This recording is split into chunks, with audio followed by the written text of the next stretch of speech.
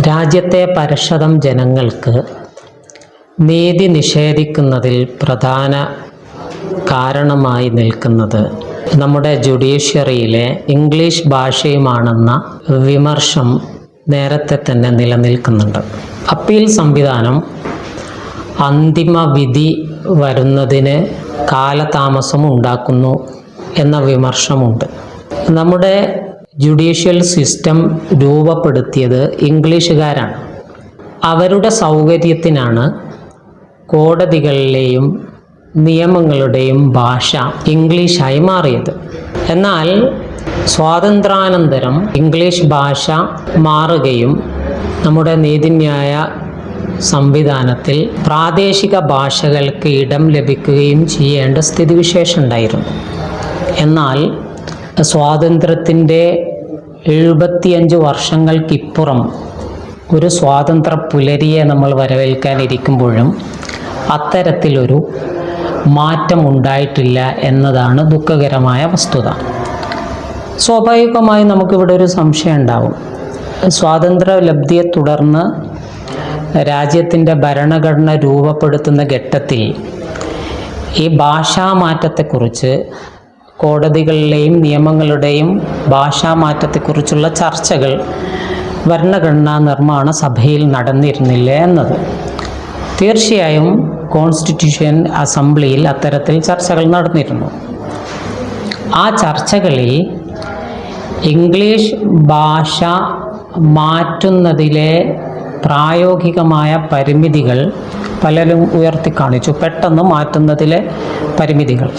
English ഭാഷ തന്നെ നിലനിർത്തണം എന്നാവശ്യപ്പെട്ട ചെറിയൊരു വിഭാഗം പോലും കുറഞ്ഞ കാലത്തേക്ക് മാത്രമേ അങ്ങനെ നിലനിർത്തേണ്ടതുള്ളൂ എന്നാണ് ആവശ്യപ്പെട്ടത്.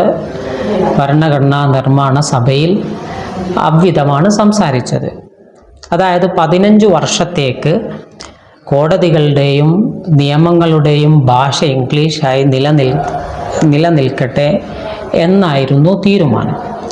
തദടിസ്ഥാനത്തിൽ 1965 ആ പതിവിന് മാറ്റം സംഭവിക്കേണ്ടതായിരുന്നു. പക്ഷേ അത് മാറിയില്ല എന്നതാണ് സത്യം.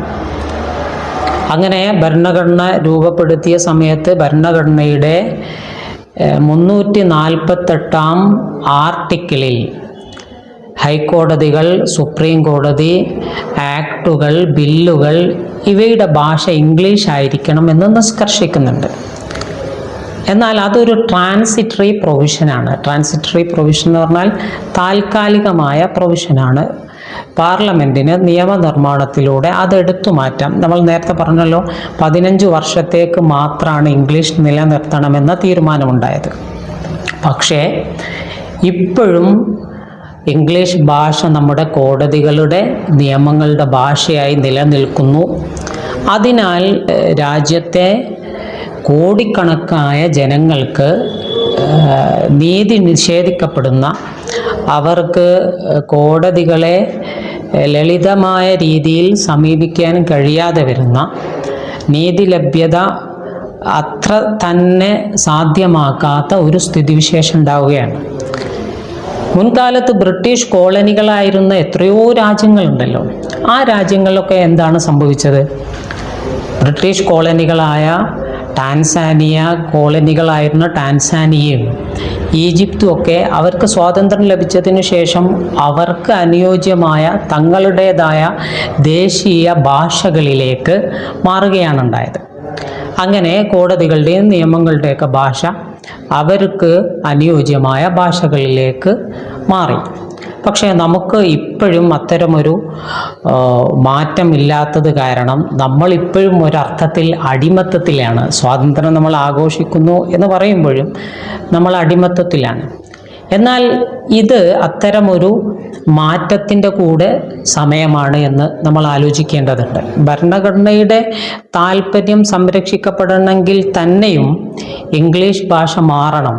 അപ്പോഴേ 348 ആർട്ടിക്കിളിൻ്റെ ലക്ഷ്യം അവിടെ സാധ്യമാകുകയുള്ളൂ. പാർലമെൻറ്റിന് മാറ്റാം, അത്തരത്തിൽ ഒരു ട്രാൻസിറ്ററി പ്രൊവിഷനായിട്ടാണല്ലോ കൊണ്ടുവന്നത് തന്നെ. പക്ഷേ ആ മാറ്റം ഉണ്ടാവാത്തത് കൊണ്ട് പുതിയ കാലം അതിന് അനുയോജ്യമായ സമയമാണ്.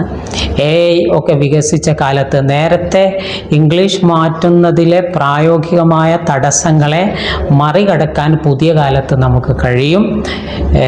യഥാർത്ഥത്തിൽ ഇത് ഒരു നീതി ലഭ്യതയുടെ മാത്രം പ്രശ്നമല്ല.